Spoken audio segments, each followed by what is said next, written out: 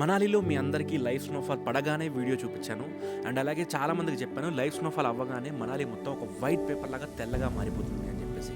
And దాన్ని మనం చూడాలి అంటే డ్రోన్ షాట్లోనే చూడాలి. అండ్ అది చూపించకుండా ఎలా ఉంటాను చెప్పండి. రైట్నో పొద్దున్న లేవగానే ఒక బ్యూటిఫుల్ డ్రోన్ షాట్ తీసుకున్నాను. ఒక్కసారి మీరు కళ్ళు మూసుకొని మీ మొబైల్ని ఇలా రొటేట్ చేసి ఇప్పుడు కళ్ళు ఓపెన్ చేయండి.